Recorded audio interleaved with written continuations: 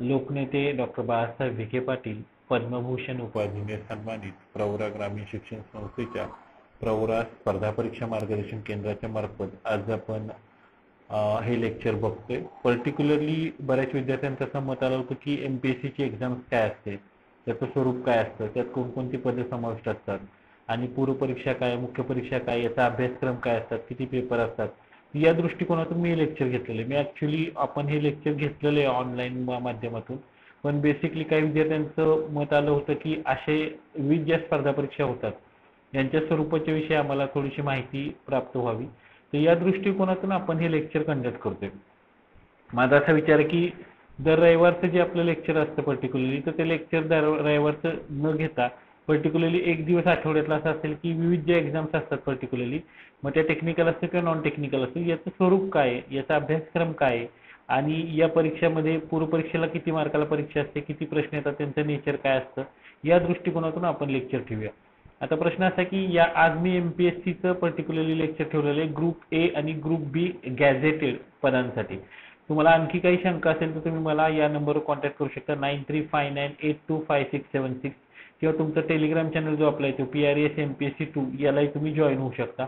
Particularly इथं तुम्हाला information तर मिळतीलच, विविध वर्तमानपत्रातल्या येतात त्या, पण ते जनरली लक्षात घ्या संध्याकाळनंतर क्वेश्चन्स जे असतात ते मी टाकत असतो। आज आपण नागरिकत्व हे लेक्चर कव्हर केलेलं आहे, त्याचे क्वेश्चन्स मी संध्याकाळी टेलिग्राम चॅनलला टाकेन, व टेलिग्राम चॅनलला तुम्ही जॉईन केलं तर तुम्हाला त्याचा सराव होईल की लेक्चर ऐकलं आणि तुम्ही तिथे अप्लाइड केलं तर तुमचा तो घटक पूर्ण होऊन जाईल।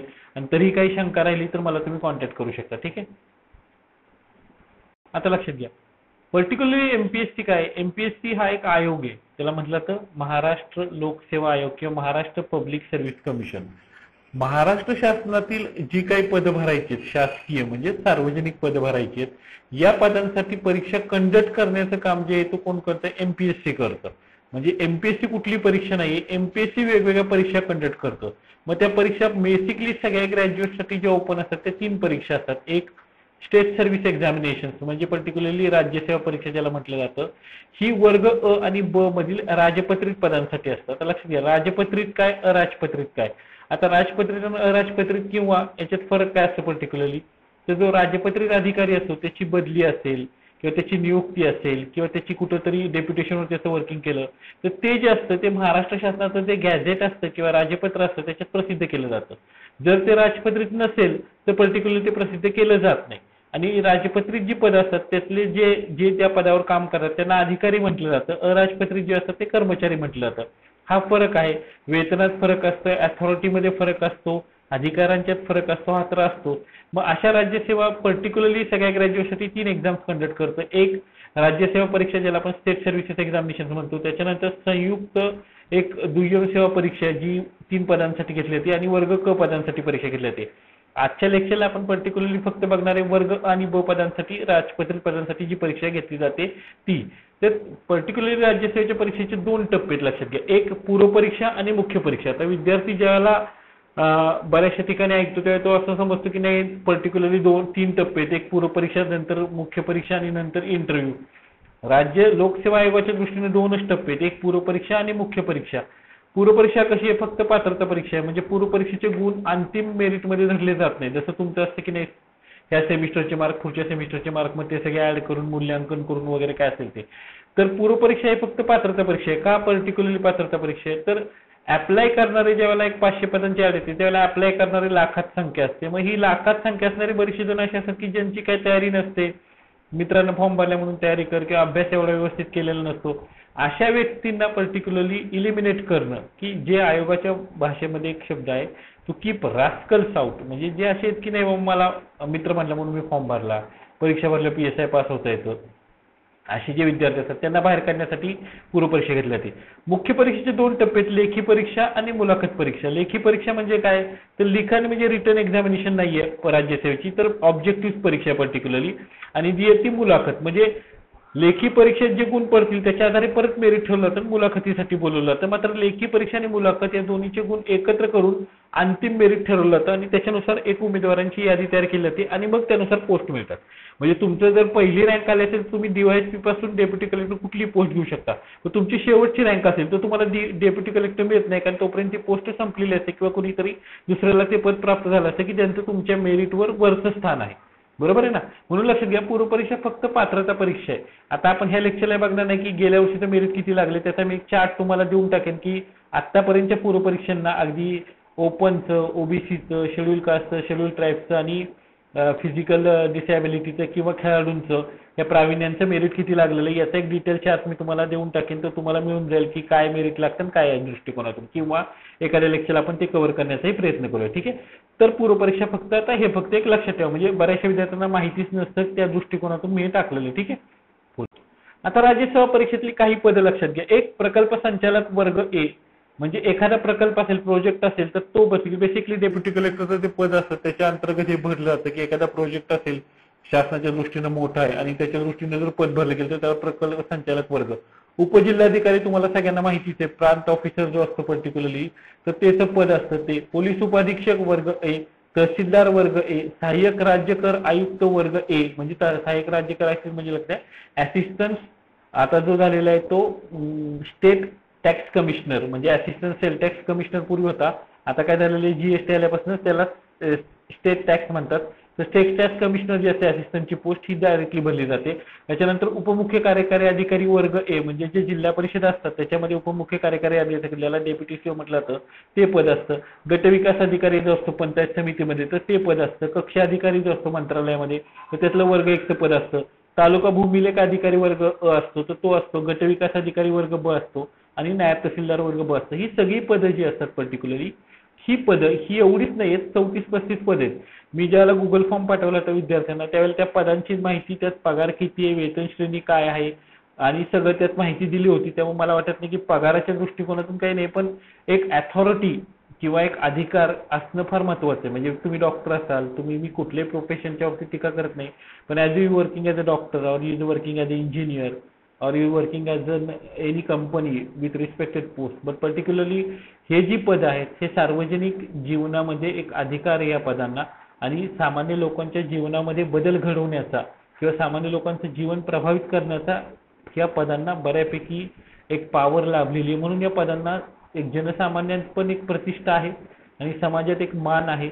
आणि या गोष्टी तुम्हालाही कळतील हवं की तुम्ही ज्या वेळेला मोठे व्हाल किंवा ज्या वेळेला आता दाखला काढायला जात असाल, उत्पन्नाचा दाखला असेल, जातीचा दाखला असेल किंवा कुठल्याही कामाला असेल, तुमचा डोमेसाईलचा दाखला असेल, तेव्हा तुम्हाला कळतं की त्याच्यावर सही कुणाची असते. जनरल तुम्ही सेतूला प्रवेश करता, पण ही जी सही असते ती साधारणतः तहसीलदारची असते किंवा उपजिल्हाधिकाऱ्याची असते किंवा कोणत्याही कार्यालयात तुम्ही गेला तर पर्टिक्युलरली तुम्हाला हे समजून जाईल. पासपोर्ट काढायचं म्हटलं तरी पोलीस उपअधीक्षक जे असते किंवा जो पीआय असतो त्याच्या अंडर एक टीम असते काम करत असते, तर तो पर्टिक्युलरली पद आहे.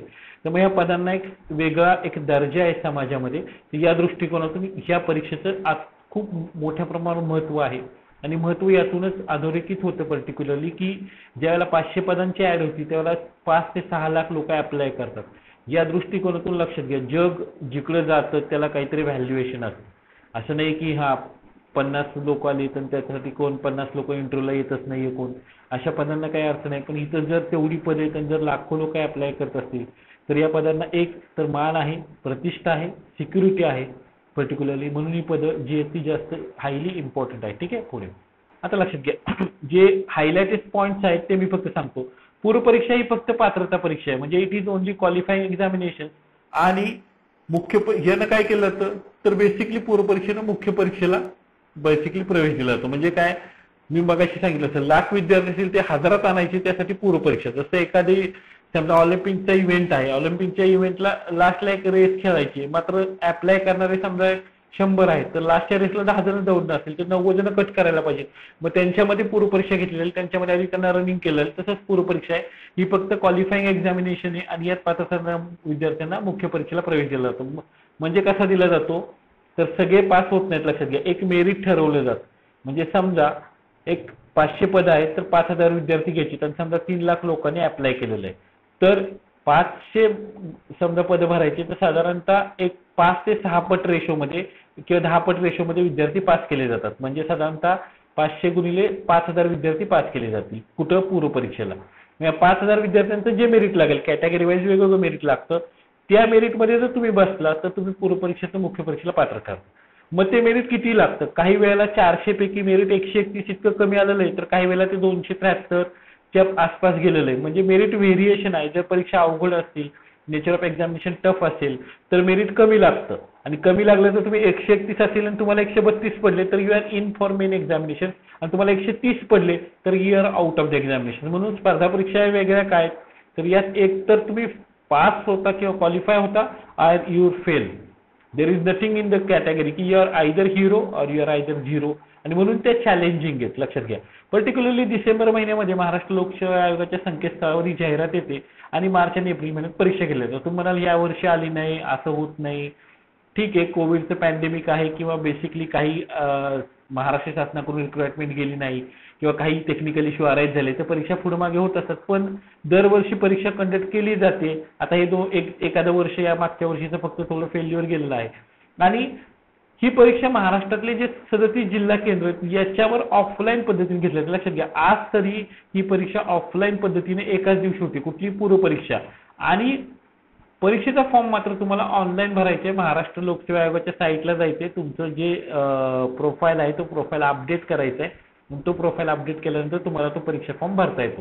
त्यामुळे ह्या परीक्षेच्या बाबतीत मी जे काही मुद्दे सांगितले ते समजले नसतील तरी मला विचारा, मी परत तुमचं शंका निरसन करेन. त्यात काही विषय नाहीये की काय असतं कसं असतं परीक्षा, पण मी मला वाटते सगळ्या प्लेन भाषेत तुम्हाला समजावून सांगतो, त्यामुळे तुम्हाला काही अवघड जाण्याचं काही कारण नाही. ठीक आहे, पुढे आता पूर्व परीक्षेचं स्वरूप काय, what is nature of examination. Particularly लक्षात घ्या, 2 पेपर असतात. पहिला पेपर असतो सामान्य अध्ययन ज्याला म्हटलं जातं जनरल स्टडीज, आणि दुसरा पेपर असतो सीसॅट ज्याला म्हटलं जातं सिव्हिल सर्व्हिस ऍप्टिट्यूड टेस्ट.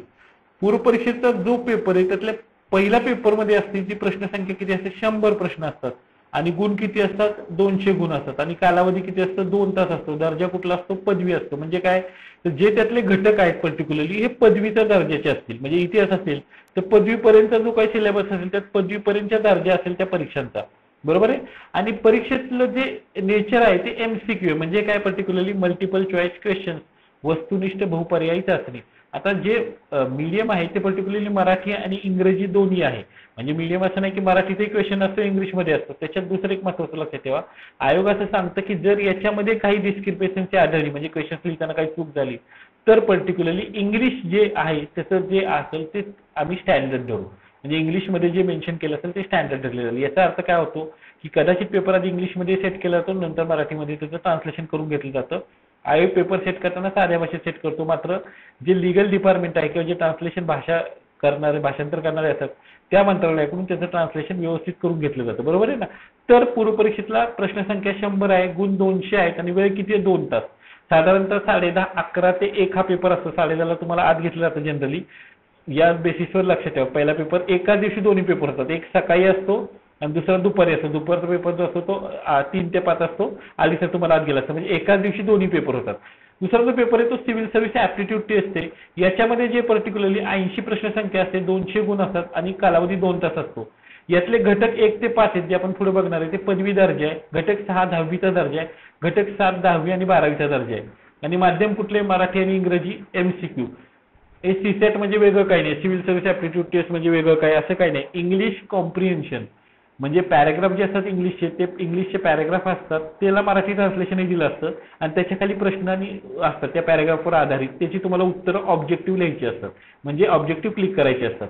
त्याचबरोबर याच्यात डिसिजन मेकिंगचा एक भाग आहे की तुम्ही उद्या अधिकारी झाल्यावर तुमच्या पुढे काही सिच्युएशन्स उभ्या राहतील, त्या सिच्युएशन्स तुम्ही कशा सॉल्व्ह कराल या दृष्टीने डिसिजन मेकिंग किंवा निर्णय प्रक्रियेचा भाग असतो. त्याचबरोबर काही गणिताचा भाग आहे, क्वांटिटी ॲप्टिट्यूड, लॉजिकल रिझनिंग, हे सगळं तुम्हाला शिकवलं जाईल.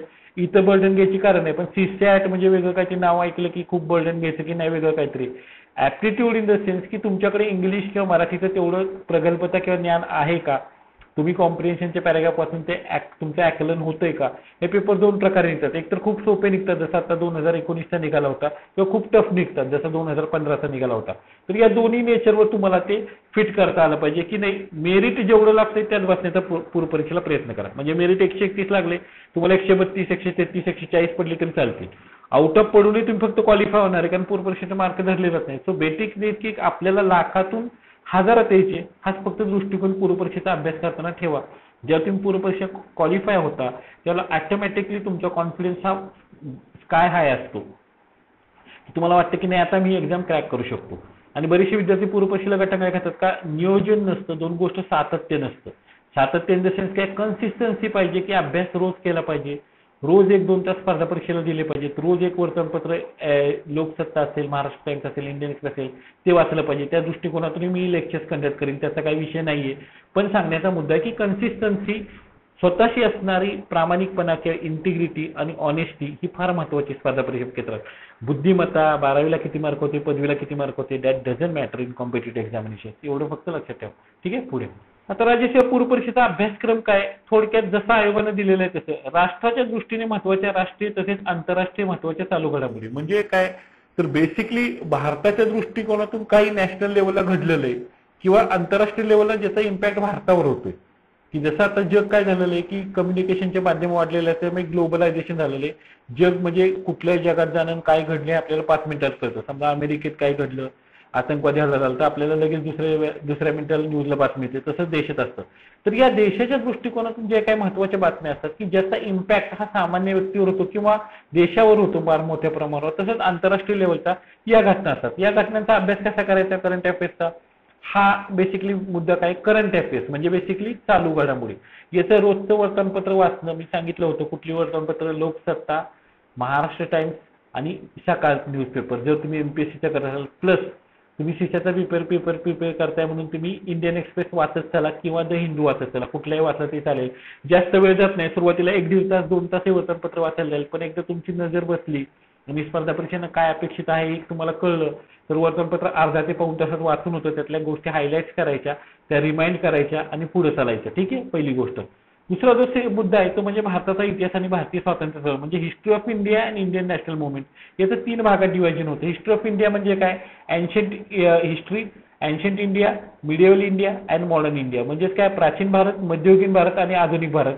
आणि भारतीय स्वातंत्र्याची चळवळ म्हणजे आधुनिक भारतातून भारतीय स्वातंत्र्याची चळवळ आहे. पण स्वातंत्र्याची चळवळ म्हटल्यावर मग ज्या चळवळी स्वातंत्र्याची चळवळीची टप्पे होती की भारतीय राष्ट्रीय काँग्रेसची स्थापना, त्याच्यानंतर मवाळ युग, त्याच्यानंतर जहाल युग, त्याच्यानंतर स्वदेशी चळवळ, त्याच्यानंतर असहकार आंदोलन, त्याच्यानंतर सविनय कायदे, मग त्याच्यानंतर मग 1942 चले जवान आंदोलन असेल, मग त्याच्याशी निगडीत जे होते महात्मा गांधींचं युग कुठनं चालवलं, टिळकांचं काय कार्य होतं, क्रांतिकारकांचं काय काम होतं, हा सगळा भाग स्वातंत्र्याच्या चळवळीत येतो. पण याशिवाय भारतामध्ये शिक्षणाचा विकास कसा झाला, वर्तमानपत्राचा विकास कसा झाला, हे जे मुद्दे आहेत हे इतिहासाचा भाग आहे. मग हा दोन्हीचा अभ्यास करायचा आहे. लक्षात घ्या, ग्रुप ए आणि ग्रुप बी ला पर्टिक्युलरली एन्शंट आणि मिडल इंडिया पण आहे. मात्र तुम्ही ग्रुप बीचा अभ्यास करा पीएसआय एसटीचा, त्याला फक्त मॉडर्न इंडिया आहे आणि भारतीय स्वातंत्र्याची चळवळ आहे. पण यात महाराष्ट्राचा इतिहास जो आहे त्यात पण तुम्हाला लक्ष घालावं लागतं कारण त्या दृष्टिकोनातून प्रश्न येतात. डोंट वरी अबाउट इट, तुम्हाला सगळं शिकवलं जाईल त्यामुळे त्याचं टेन्शन घेऊ नका की हे काही येत नाही. सिम्पल आहे, फार अवघड नसतं इफ यू आर कन्सिस्टन्सी. ठीक आहे. तिसरा जो मुद्दा आहे तो म्हणजे पहिला मुद्दा झाला चालू घडामोडी, तिसरा मुद्दा झाला इतिहास, तिसरा भारत आणि जागतिक भूगोल. म्हणजे भारताचा कसला वर्ल्ड जिओग्राफी, कसली physical, social, economic geography of India आणि वर्ल्ड. तसंच महाराष्ट्राचा पण लक्षात ठेवा, महाराष्ट्राच्या विशेष संदर्भात म्हणजे भारताची फिजिकल जिओग्राफी काय असेल, भौतिक जिओग्राफी, सामाजिक काय, सोशल काय, इकॉनॉमिक काय, काय असतं, संसाधन काय असतात, भारतात मग खडक कुठले असतात, खडकांचे प्रकार कुठले असतात, भारतातलं जे समजा जगातलं वातावरण काय असतं, पर्यावरण काय असतं, पर्यावरणाचे प्रकार काय असतील, हॉटस्पॉट कुठे असतील जगात जे आहेत पर्टिक्युलरली, तर जगात हवामान कसं आहे, हवामानाचे प्रकार कुठले जगात पडतात, भारतात कुठले प्रकार पडतात, त्यांचं वर्गीकरण कशा प्रकारे केलं जातं, हे पर्टिक्युलरली फिजिकल. इकॉनॉमिकमध्ये काय संसाधनं कुठली आहेत, आपल्याकडे कुठली खनिजे आहेत, जगात कुठली खनिजे आहेत, या दृष्टिकोनातून अभ्यास. सोशल म्हणजे मग पर्टिक्युलरली आदिवासी जमाती कुठल्या असतात, लोकसंख्या किती आहे, त्याचे दर्जा काय, या दृष्टिकोनातून हा अभ्यास सगळा भूगोलाचा अभ्यास आहे. हे पण शिकवलं जाईल, डोंट वरी. आपण लेक्चर चालू करतोय. भारताची राजकीय व्यवस्था आणि शासन पद्धती, बेसिकली राज्यघटना म्हणजे नागरिक शास्त्राचा भाग आहे. लक्षात घ्या, नागरिक शास्त्रात भारताचं जी राज्यघटना आहे ते आणि पर्टिक्युलरली पंचायत राज आणि जे काही धोरण ठरवतं म्हणजे सरकार फक्त काम करण्याचं एक धोरण ठरवतं. आता जसं नवीन आयटीशी रिलेटेड जे फेसबुक आहे, ट्विटर आहे, त्यांना एक गाईडलाईन्स इश्यू केलेला आहे, तर त्या गाईडलाईन्सच्या इश्यूशी रिलेटेड प्रश्न येऊ शकतो, ते त्या दृष्टिकोनातून लक्षात ठेवा. ठीक आहे. तर हे मुद्दा काय झाला, पहिला चालू घडामोडी, दुसरा इतिहास, भूगोल आणि चौथा नागरिकशास्त्र. ठीक आहे. पुढे आर्थिक आणि सामाजिक विकास, शाश्वत विकास, दारिद्र्य समावेशन, लोकसंख्या शास्त्र, सामाजिक योजना म्हणजे economy and social development, sustainable development, poverty, inclusion, demographic, social sectors and initiative. Particularly हा काय डेव्हलपमेंटल इकॉनॉमिक्स म्हणजे अर्थशास्त्राचा विषय. अर्थशास्त्राचा विषय म्हणजे कसं आहे, अर्थशास्त्राला थेअरी नाही, त्यातले विचारवंत नाहीत, तर पर्टिक्युलरली जे अर्थशास्त्र आहे की जे सामान्य लोकांच्या फरक पडतं, दारिद्र्य काय त्याचं मापन कसं केलं जातं. मग आता नवीन कन्सेप्ट आली की आपण जो विकास करतोय त्यानं काय होतंय की आपलाच विकास आपण बघतोय, आपण पुढच्या पिढीला काय मिळेल, त्यांना पॉल्युशन देऊ का, कदाचित आपण ज्या प्रकारे कोळसाचा वापर करतोय किंवा पेट्रोलचा वापर करतोय त्या काळात आपल्याच युगामध्ये पेट्रोल संपल, मग पुढच्या पिढीला ते मिळणारच नाही. असा विकास काय उपयोगाचा नाही. मग सस्टेनेबल डेव्हलपमेंट, पुढच्या पिढीच्या गरजा लक्षात घेऊन आजचा विकास करायचा, ह्या कन्सेप्ट काय आहेत. डेमोग्राफिक्स म्हणजे लोकसंख्या शास्त्र काय, लोकसंख्या कशी वाढते, भारतात कधी कमी झाली, त्याच्याविषयीचे काही सिद्धांत आहेत का, हा विजय. आणि दुसरी गोष्ट म्हणजे हे जे काय आहे हे सगळ्या लोकांचं, आपली इकॉनॉमी कशी आहे particularly welfare economy. Welfare economy म्हणजे काय, लोकांचं कल्याण करण्यासाठीची इकॉनॉमी आहे. तर या इकॉनॉमीमध्ये लोकांचं पर्टिक्युलरली कल्याण करण्यासाठी शासन विविध योजना राबवतं. मग महिलांसाठी योजना असतील, बालकांसाठी योजना असतील, त्याच्यानंतर अपंगांसाठी योजना असतील, आदिवासींसाठी योजना असतील, अनुसूचित जातींसाठी योजना असतील. तर ह्या ज्या काही योजना आहेत पर्टिक्युलरली या योजनांच्या माध्यमातून जो अभ्यास हा सामाजिक विकास आहे. आणि पर्टिक्युलरली जो आहे तो डेव्हलपमेंटल इकॉनॉमिक्सचा भाग आहे. मग त्याच्यात ह्युमन डेव्हलपमेंट इंडेक्स काय वगैरे काय हे सगळं शिकवलं जाईल. त्याच्यानंतर पर्यावरणीय परिस्थितीबाबतचे मुद्दे म्हणजे काय, जैविक विविधता काय, वातावरण बदल काय, general issues on environment, ecology, biodiversity, climate change and don't require subject specialisation. म्हणजे तुम्हाला त्या सब्जेक्ट स्पेशलायझेशनची आवश्यकता नाही. एन्व्हायरमेंटल इकॉलॉजी म्हणजे लक्षात घ्या पर्यावरण, मग जागतिक तापमानवाढ का होतीये, त्याच्यानंतर जागतिक तापमानावरचे काय परिणाम होत आहेत, त्याच्यानंतर बायोडायव्हर्सिटी काय असतं, मग त्याचे जैवविविधता काय असतं, जैवविविधता का कमी होत चाललेली आहे, वातावरणात बदल का होतं. जसं आपण आता बोलतो की अरबी समुद्रात जास्त वादळ निर्माण होतं, याच्यापूर्वी एवढी होत नव्हती. मग अरबी समुद्राचं टेम्परेचर वाढलंय प्रमाणे हिंदी महासागराच्या, त्यामुळे वादळ जास्त निर्माण होतात. मग त्या दृष्टिकोनातून काय असेल अभ्यास आणि त्या दृष्टिकोनातून थेरॉटिकल भाग काय, हा जो भाग आहे हा शिकायचा आहे. जास्त अवघड नाहीये, साधारणतः 5 ते 10 प्रश्न पर्यावरण येतात. त्यानंतर सामान्य विज्ञान म्हणजे general science, that is applicable science. Theoretical भाग परत नाही, मी तुम्हाला सांगतो केमिस्ट्री, फिजिक्स आणि बायोलॉजी म्हणजे जीवशास्त्र, रसायनशास्त्र आणि भौतिकशास्त्र तिन्हीचाही समावेश आहे. तिन्हीवर प्रश्न येतात. थोडा टफनेस लेवल एमपीएससीच्या परीक्षेचा जास्त आहे, पण जर अभ्यास केला तर मी तुम्हाला सांगितलं आउट ऑफ मार्क कुणालाही पडत नाही स्पर्धा परीक्षेत. 50% मार्क पडले की तुम्ही क्वालिफाय होता. आणि ऑन दॅट सेन्स तुम्हाला अभ्यास करायचा. म्हणजे 15 मार्काचे जर सायन्सचे प्रश्न येत असतील किंवा 20 मार्काचे, तुम्हाला असं नाही की 20 सुटले पाहिजेत, नाही 10 सुटले 12 सुटले इट्स मोर दॅन इनफ. मी सांगितलं पूर्वपरीक्षा काय क्वालिफाईंग आहे. आणि पर्टिक्युलरली मेन्सला जर तुम्ही गेला राज्यसेवेच्या तर जास्त करून तंत्रज्ञानाचा विषय येतो, म्हणजे that is application of science. आणि जे आत्ता डिसिजन घेते म्हणजे सॅटेलाइट काय असेल, न्यूक्लिअर एनर्जी काय असेल, तर ते पूर्वपरीक्षेचा भाग नसतो. त्यामुळे त्या दृष्टिकोनातून तुमची प्रिपरेशन असली पाहिजे. तर हे 60 घटक आहेत पर्टिक्युलरली. पहिलं चालू घडामोडी, त्याच्यानंतर इतिहास, त्याच्यानंतर भूगोल, त्याच्यानंतर नागरिकशास्त्र, त्याच्यानंतर आर्थिक आणि म्हणजे अर्थशास्त्र, पर्यावरण म्हणजे इकॉलॉजी पर्टिक्युलरली, आणि सामान्य विज्ञान. हे 7 घटक पूर्वपरीक्षेला आहेत. साधारणतः प्रत्येक घटकावर 15 प्रश्न येतात. एखादा घटक कमी करून 10 प्रश्न केले जातात. मग 100 मार्क 100 प्रश्न होतात. ठीक आहे, त्याचं आपण पुढच्या लेक्चरला बघूया. या लेक्चरला काय ते बघण्याची आवश्यकता नाहीये. ठीक आहे. आता सीसॅटचा दुसरा पेपर आहे, त्यात काय लक्षात घ्या. ड्युरेशन किती आहे, 2 hours आहे, 200 मार्क आहेत.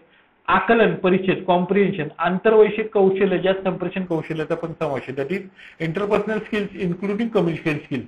त्याच्यानंतर काय logical reasoning and analytical ability, that is तार्किक युक्तिवाद आणि विश्लेषणात्मक विचार, निर्णय प्रक्रिया आणि समस्या निवारण, decision making and problem solving, सामान्य बुद्धिमत्ता चाचणी, जनरल मेंटल ॲबिलिटी, मूलभूत गणित, अंकज्ञान, अंक आणि त्यांचे संबंध, 10वीची पाचवी, basic numeracy, numbers and their relations, orders of magnitude, class एक्सर. लक्षात घ्या हे दोन्ही आहेत ना, हा प्रकार काय पर्टिक्युलरली तर पॅराग्राफ असतो. जनरली परीक्षेत सीसॅटच्या पेपरमध्ये लक्षात घ्या जे पॅराग्राफ आहेत त्याचे 2 पॅराग्राफ जे असतात, एक पॅराग्राफ 2 पॅराग्राफ पूर्णपणे मराठीत असतात, त्याला ट्रान्सलेशन इंग्लिशमधलं दिलं जात नाही आणि त्याची उत्तर मराठीत लिहिली जातात. मात्र बाकीचे सगळे जे पॅराग्राफ आहेत त्याला इंग्लिशमध्ये पॅराग्राफ पण असतो, मराठीत पण असतो आणि त्याच्या खाली ऑब्जेक्टिव्ह क्वेश्चन असतात, त्यातनं तुम्हाला पर्याय निवडून उत्तर लिहायचं असतं. फरक असाच होतो की पॅराग्राफ खूप मोठे असतात, त्यामुळे सेकंड पेपर जो येतो सेकंड पेपरला वेळ पुरत नाही. हा सगळ्यात जास्त मोठा स्किल आहे, कारण गणित किंवा जे हे असतात ते प्रॉब्लेम थोडेसे टफ केलेले असतात, त्यामुळे थोडं सोटायला वेळ जातात. पण मी सांगितलं practice makes the man perfect. जर तुम्ही प्रॅक्टिस करत गेला ना त्या स्पर्धा परीक्षा खूप सोप्या आहेत. तुम्ही आरामात क्लास आधी करू शकता. तुमचं, तुमच्या कुटुंबाचं, तुमच्या सभोवतालच्या समाजाचं किंवा इतर देशाच्या विकासात योगदान देण्याची तुम्हाला स्पर्धा परीक्षा संधी प्राप्त करून देतात. ठीक आहे. पुढे आता मूलभूत गणित ज्ञान म्हणजे काय पर्टिक्युलर मी आता तेच सांगितलं तुम्हाला की गणिताचं जे प्रॉब्लेम्स आहेत म्हणजे बेसिक न्यूमरसी असेल, नंबर्स असतील, ऑर्डर्स असतील त्याच्याशी, त्याच्यानंतर माहिती विवरण, tables, data interpretation, chart, graph, data, एवढे प्रश्न अवघड येत नाहीत. इंग्लिश भाषा आणि विवरण कौशल्य, परत मी ते तुम्हाला तेच सांगितलं की पर्टिक्युलरली जे ते पॅराग्राफ 3 भागात डिवाइड करा. एक पॅराग्राफ येतात ते कॉम्प्रिहेन्शनचे आणि त्याच्या खालच्या प्रश्नांची उत्तरं. सेकंड क्वांटिटेटिव्ह लॉजिकल रिझनिंग म्हणजे गणित आणि बुद्धिमत्तेवरचे प्रश्न. आणि तिसरं म्हणजे डिसिजन मेकिंग आणि इंटरपर्सनल स्किल. यातलं डिसिजन मेकिंग जे त्याला निगेटिव्ह मार्किंग नाहीये, बरोबर आहे ना. तर एवढं फक्त लक्षात ठेवा, ठीक आहे. पुढे आता राज्यसेवेची परीक्षेची पूर्वपरीक्षा कितीची? 400 गुणांची, बरोबर आहे, लक्षात घ्या. या 2 पेपरचा समावेश आहे, जे आता आपण बघितलं. प्रत्येक पेपरला 2 तास वेळ आहे आणि पहिल्या पेपरला वेळ पुरतो, मी सांगितलं. दुसऱ्या पेपरला वेळ पुरत नाही. दोन्ही पेपर एकाच दिवशी असतात. सकाळच्या तासात पहिला पेपर, दुसऱ्या तासात दुसरा पेपर. दोन्ही पेपरचे एकत्र करून गुण काढले तर त्यांच्या आधारे मेरिट ठरवलं जातं. हा फरक आहे, लक्षात घ्या. युपीएससी जे आहे, युपीएससी जी एक्झाम कंडक्ट करतं आयएएस आयपीएस साठी, तसंही आपण नेचर बघणार आहे. त्या परीक्षेमध्ये मात्र काय होतं की फक्त पहिल्या पेपरच्या गुणाच्या आधारे मेरिट काढलं जातं. सेकंड पेपर क्वालिफाईंग आहे. मात्र एमपीएससीचा पूर्वपरीक्षा क्वालिफाईंग असेल तरी दोन्हीचे मिळून म्हणजे 400च्या आधारे मेरिट ठरतं. एकदा मेरिट सगळ्यात कमी 131 लागलेले, एकदा 273 लागलेले, व्हेरिएशन आहे. आणि 273 लागले त्या अर्थी 273च्या वरचे जे ते सगळे सिलेक्ट आहे. 273च्या खाली कुणाला पडले ते सिलेक्ट नाही. पूर्वपरीक्षेला नकारात्मक गुण पद्धती म्हणजे काय? चुकीच्या उत्तरासाठी एकूण गुणातून मार्क वजा करायचे, म्हणजे प्राप्त गुणातून. म्हणजे काय? प्रश्नांच्या गुणांच्या 25%, लक्षात घ्या. प्रश्नांना जेवढे गुण आहेत, म्हणजे एका मार्काला किती आहेत? 2 आहेत, तर 2 गुणांच्या 25% मार्क चुकलं उत्तर तर कट केले जातील. म्हणजे तुमचं समजा 100 प्रश्न आहे तर तुमचे 50 बरोबर आले आणि 10-20 चुकले तर 20 40 त्याचे 25.25% काढले, तेवढे गुण तुमच्या मार्कातनं वजा होतील. त्यामुळे निगेटिव्ह मार्किंग पण बरीच जण वाचतात. त्यामुळे तुम्हाला शुअर शॉट असेल किंवा अगदीच माहित नसेल एखाद्या प्रश्नाचं तर डोंट गो फॉर इट. असे काही प्रश्न असतात पूर्वपरीक्षेला सुद्धा की 10 ते 15 प्रश्न की जे तुम्ही वाचण्यात पण आलेले नसतात किंवा तुम्हाला तिथं कन्फ्युजन होते किंवा तुम्हाला नाही ते उत्तर आहेत. लेट इट गो, ते सोडवू नका, बरोबर आहे ना. तर ते नाही सोडवलं ते चालतं. नाही मला तुक्का लागतो आणि मग माझं जर तेवढं तुमचं नशीब चांगलं असतं तर मला वाटतं तुम्ही इलिझाबेथ राणी किंवा कोणतरी मंत्री किंवा कोणतरी पंतप्रधान याच्या घरात किंवा तुमचा बिल गेट्स असेल, मुकेश अंबानी असेल, यांच्या घरात जन्म आला असता आपला, बरोबर ना.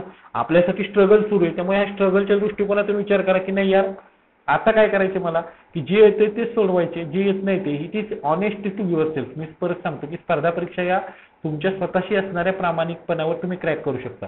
जगाशी असणारा प्रामाणिकपणा काही उपयोगाचा नाही. ठीक आहे. पुढे आता हेच मी ग्राफिकच्या स्वरूपात दिलेले. पूर्वपरीक्षेचा पेपर क्रमांक 1 आहे. त्यात काय काय? राष्ट्रीय आणि आंतरराष्ट्रीय चालू घडामोडी. पहिला current affairs, second history, third geography, fourth civics, fifth जे ते पर्टिक्युलरली तुमचा economics that is development economy, 7वा पर्यावरण 6वा आणि 7वा सामान्य ज्ञान ज्यात फिजिक्स, केमिस्ट्री, बायोलॉजी. हे सगळं शिकवलं जाईल. Don't worry about it. फक्त समजून घ्या काय नेचर. ठीक आहे. पुढे सेकंड पेपर काय? आकलन, पहिला घटक, दुसरा आंतरवैयक्तिक कौशल्य, तिसरा तर्किक युक्तवाद, चौथा निर्णय प्रक्रिया, सामान्य बुद्धिमत्ता चाचणी, मूलभूत अंकन, माहिती आणि विवरण, टेबल, आलेख आणि इंग्लिश भाषा. त्यातले हे 3 आहेत. हे म्हणजे पॅराग्राफ आहेत. ते साधारणतः 55 मार्काचे पॅराग्राफ येतात. निर्णय प्रक्रियेचे 5 मार्काचे 5 प्रश्न येतात. आणि हे 3 जे राहिलेले आहेत हे म्हणजे काय? तर अंकगणित बुद्धिमत्ता. याचे साधारणतः 20 ते 25 प्रश्न येतात. त्यामुळे हे लक्षात ठेवा.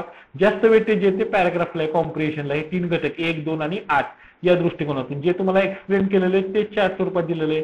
चार्ट लक्षात ठेवलं चालेल, कसंही लक्षात ठेवा. ठीक आहे. पुढे आता राज्यसेवेचे पूर्वपरीक्षेला जे विद्यार्थी मेरिटमध्ये बसतात त्यांना मुख्य परीक्षेला प्रवेश दिला. मी सांगितलं जी पदसंख्या आहे त्याच्या 10 पट किंवा 16 पट, आता हा आयोगाचा निर्णय असतो ऍक्च्युली, ते विद्यार्थी मुख्य परीक्षा बोलले. मुख्य परीक्षेत 2 घटक पडतात. एक लेखी परीक्षा आणि दुसरं मुलाखत, that is written examination and interview or called as viva wash.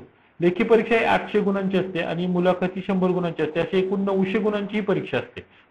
Particular लक्षात घ्या. 900 गुणांपैकी जे मेरिट लागेल, साधारणतः 500 पडले तर तुम्ही क्लास 1 अधिकारी होता.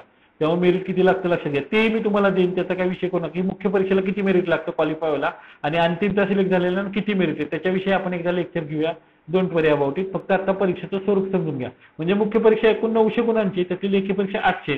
ह्या 800 परीक्षेच्या आधारे मेरिट काढल्याचं लक्षात घ्या. आणि मग त्यातनं आता किती पट पाठ केले आपण? पास केले 16 पट समजा, तर 500 पद आहेत. मग मुलाखतीला एवढी बोलवायची का? सगळी नाही बोलवणार. मग काय करणार? तर मुलाखतीला 3 पट म्हणजे 1500. म्हणजे समजा इथे 6000 पास केलेत तर त्यातली 1500 विद्यार्थी बोलवले जातात. म्हणजे त्याचं चाळणी झाली.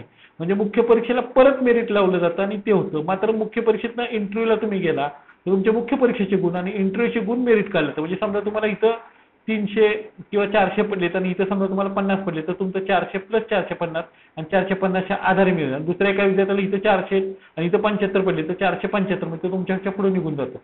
एखाद्या विद्यार्थ्याला इथं 50 असेल पण इथं 500 तर तो 525 निघतो. म्हणजे आपल्या हातात काय आहे? लेखी परीक्षा. लेखी परीक्षा हा सगळ्यात बेसिक गाभ आहे. मुख्य परीक्षेचे लेखी परीक्षेचे जे पेपर आहेत 6 ते जर तुम्ही सगळ्यात परफेक्ट केले तुम्हाला पोस्ट मिळवण्यासाठी कुणीच अडवत नाही. का? मुख्य परीक्षा पूर्णतः एमसीक्यू बेस्ड आहे. सगळ्यात राज्यसेवेनं आता सोपी केलेली. फक्त काय कष्ट करण्याची तयारी पाहिजे, जिद्द तुमच्यात पाहिजे. ठीक आहे. पुढे लक्षात मुख्य परीक्षेचे पेपर कसे आहेत? पेपर 1, 2, 3, 4 आणि 5 आणि 6. पेपर 1 जो आहे तो इंग्रजी मराठी हा फक्त लेखी परीक्षेचा पेपर आहे. लक्षात घ्या. कुठल्या पारंपरिक आणि वर्णनात्मक याच्यात पण काही नाहीये. एक निबंध असतो, एक कॉम्प्रिहेन्शन असतं, प्रिसाइज रायटिंग असतं. एवढाच भाग आहे पर्टिक्युलर. लक्षात घ्या. जास्त अवघड नाहीये. निबंध अवघड येतो पण तो सगळ्यांनाच अवघड जातो. तर हा जो पेपर आहे हा 100 मार्काचा पेपर आहे. 3 तास वेळ आहे. त्यातले इंग्रजी 50 मार्काला आणि मराठी 50 मार्काला आहे. आणि पारंपरिक वर्णनात्मक दर्जा काय याचा 12वीचा दर्जा आहे. त्यामुळे तुम्ही हेही लक्षात ठेवा की तुम्हाला ते लिहिता आलं पाहिजे. वेगवेगळ्या विषयावरचं तुम्ही सांगितलं मी वर्तमानपत्र वाचली, न्यूजपेपर वाचले, इंग्लिश न्यूजपेपर वाचले तर हे तुमचं प्रिपरेशन. याच्यात सेपरेट प्रिपरेशन करत बसू नका. मी तुम्हाला सांगेन कसं प्रिपरेशन करायचं पर्टिक्युलरली. पण सेपरेट प्रिपरेशनची आवश्यकता नाहीये. आपण तुम्ही नोट्स करण्याचा सराव जरी केला तर तुमचं ते होऊन जाईल. एखादी बातमी वाचल्यानंतर आपण त्यांचं कॉम्प्रिहेन्शन करायला शिका की हे बातमी मला कशी माझ्या शब्दात मांडता येईल. हे संध्याकाळी ग्रुप डिस्कशन्स करा. आपण वाटत तर एकत्र बसत जाऊ. ज्यावेळेला ऑफलाईन चालू होईल त्यावेळेला तुम्हाला हे फायद्यात पडेल. दुसरा पेपर 2 येतो इंग्रजी आणि मराठी आहे पर्टिक्युलरली. ह्यात 50 मार्काला इंग्रजी 50 मार्काला मराठी आहे. प्रश्न संख्या आहे 50 इंग्रजीचे प्रश्न 50 प्रश्न आणि याला मात्र वेळ 1 तास आहे. आणि कसं आहे एमसीक्यू आहे. म्हणजे लक्षात घ्या इंग्रजी मराठीचे 2 पेपर आहेत पर्टिक्युलरली. पहिला जो आहे तो काय लेखी आहे आणि दुसरा काय एमसीक्यू टाईप आहे. याचा दर्जा मात्र पदवी आहे. पण ह्याला वेळ पुरत नाही. 1 तासात 100 प्रश्न सोडवणं एवढं सोपं नाही इंग्रजीचे आणि मराठीचे. हे मराठीचा जो पेपर आहे तो आता आपण लॉकडाऊनच्या काळात कव्हर करतोय. मी तुम्हाला त्याविषयी सांगितलं होतं. पेपर तिसरा जो आहे तो इतिहास भूगोल आणि कृषी आहे. ह्यात पर्टिक्युलरली काय होतं इतिहास भूगोल आणि कृषी हा 150 प्रश्नसंख्या असते आणि 150 गुण असतात आणि वेळ 2 तास असतात. आणि स्वरूप कसं आहे वस्तुनिष्ठ बहुपर्याय, दर्जा कसा आहे पदवी, हे लक्षात ठेवा. पेपर 4 कुठला आहे राज्यघटना आणि कायदे. याचं पण काय गुण 150 आहेत आणि प्रश्नसंख्या 150 आहे. वेळ 2 तास आहे आणि स्वरूप कसं आहे वस्तुनिष्ठ बहुपर्याय, दर्जा कसा आहे पदवी. पेपर 5 कुठला आहे मानव संसाधन विकास. ज्यातील HRD 150 गुण आहेत, 150 प्रश्न आहे, वेळ 2 तास, वस्तुनिष्ठ बहुपर्याय, पदवी. आता हा विषय काय HRD म्हणजे काय मॅनेजमेंटचा विषय नाहीये. तर राज्य सरकार महाराष्ट्र किंवा केंद्र सरकार विविध जे पॉप्युलेशनचे वर्ग आहेत म्हणजे अपंग असतील, महिला असतील, बालक असतील, स्त्रिया असतील यांच्यासाठी ज्या विविध योजना राबवतो कल्याणाच्या यांचा अभ्यास म्हणजे त्याचा विकास करण्यासाठीच्या योजनांचा अभ्यास आहे. म्हणून मानव संसाधन विकास काही वेगळा विषय नाहीये. तो विषय त्यावेळेला शिकवला जाईल. पुढचा पेपर 6 अर्थशास्त्र विज्ञान तत्वज्ञान 150 मार्काचा प्रश्न 150 गुण आहेत, 2 तास आणि वस्तुनिष्ठ बहुपर्याय. म्हणजे अशा प्रकारे ही पर्टिक्युलरली जी ती परीक्षा आहे लक्षात घ्या. 6 पेपर्स आहेत. पहिले 2 पेपर जे ते 100 मार्काचे आणि तिसरा पेपर पासून 150 मार्काची. ही लेखी परीक्षा 800 मार्काची होती. याच्या आधारे मेरिट ठरवलं जातं आणि नंतर इंटरव्ह्यू घेतला जातो 100 मार्काचा आणि दोन्ही मिळून मेरिट ठरवून 900 मार्कांच्या आधारे मेरिट ठरलं जातं. मात्र इथं 800 पैकी तुम्हाला परत क्वालिफाय ठरलं जातं. म्हणजे मी सांगितलं असं 6000 झाले असेल तर 1500 घ्यायचे तर परत मेरिट ठरलं जाईल. कॅटेगरी वाईज ठरवलं जाईल. ओपन वर्गातलं ठरवलं जाईल. आपण तुम्ही ज्या कॅटेगरी असेल त्यानुसार मेरिट वेगवेगळं लागतं. त्याच्याविषयी मी तुम्हाला माहिती देईल पुढे. मग हेच मी तुम्हाला चार्ट स्वरूपात दिलेले. कसं आहे इंग्रजी मराठी पहिला पारंपरिक वर्णनात्मक वेळ 3 तास. दुसरा इंग्रजी मराठी वस्तुनिष्ठ बहुपर्याय वर पेपर 2 वेळ 1 तास गुण 100. तिसरा इतिहास भूगोल पेपर 3 पर्टिक्युलरली 150 गुणांचा. चौथा पेपर राज्यघटना आणि कायदे पेपर 4. 5वा पेपर मानव संसाधन विकास पेपर 5 आणि अर्थशास्त्र विज्ञान पेपर 6. हे पेपर 3 ते 6 कसे पर्टिक्युलर वेळ 2 तास आणि गुण प्रत्येक किती 150 आणि प्रश्न किती 160. अशी प्रकारे ही पूर्व परीक्षा जी आहे राज्यसेवेची ग्रुप ए आणि ग्रुप बी साठीची परीक्षा आहे. एक पेपर सोडला पहिला पारंपरिक वर्णनात मुख्य परीक्षेतला तर बाकी सगळं जे काय ते मुख्य इंटरव्ह्यू लक्षात घ्या. इंटरव्ह्यूला तुम्ही गेला 100 मार्काला तुम्हाला मुख्य परीक्षेला 800 पैकी 500 450च्या वर मार्क आले तर गॅरंटेड धरा की तुम्हाला पोस्ट मिळेल. येत नाहीत का त्याचा सिलेबस खूप वास्ट आहे. मुलं तेवढं सिन्सिअर नसेल. काही वेळेला परीक्षेचं नेचर खूप अवघड होतं. मात्र जर 400च्या वर जात असेल तर गॅरंटेड पोस्ट मिळण्याच्या फार जवळ जातात.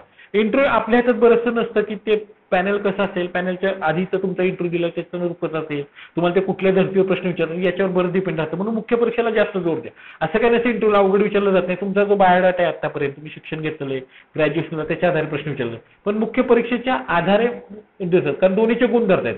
तुम्हाला 800 पैकी जास्त मार्क पडले तर काही विद्यार्थी असे आहेत की ज्यांना इंटरव्ह्यूला 30 आणि 25 मार्क पडलेत, मात्र मुख्य परीक्षेला त्यांना 400 450 475 मार्क पडले, त्यामुळे ते आरामात क्लास 1 अधिकारी होऊन गेलेले. त्यामुळे मुख्य परीक्षेवर जास्त जोर द्या.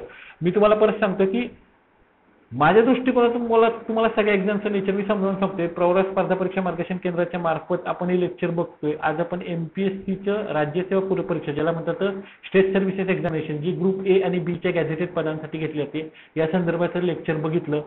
पुढचे जे लेक्चर असेल ते आपण ग्रुप बी आणि ग्रुप सी चे एकत्र करूया, म्हणजे पीएसआय एसटीआय एसओ आणि ग्रुप सी ची जी आहेत ते 3 पदं आहेत पर्टिक्युलर, त्या पदांचं लेक्चर मी तुम्हाला नेचर समजावून सांगेन. अभ्यासक्रमाचं लेक्चर सेपरेट असेल, त्याच्यानंतर किती मार्काला काय येतं त्याचं नेचर सेपरेट असेल, त्याचा अनालिसिस पण मी शिकवेन. Don't worry about it. मी सगळा सिलेबस तुमचा कव्हर करेन ऑनलाईन. फक्त तुमची सिन्सिअरिटी असली पाहिजे, तुमचं पार्टिसिपेशन असल्याशिवाय काही होऊ शकत नाही. ठीक आहे, धन्यवाद. तुम्ही आज हे लेक्चर प्रामाणिकपणे ऐका. काही शंका असेल तर मला माझ्या क्रमांक जो मोबाईल नंबर दिलाय त्याला कॉन्टॅक्ट करा. तुम्ही कधी कॉन्टॅक्ट करू शकता. Okay, thank you.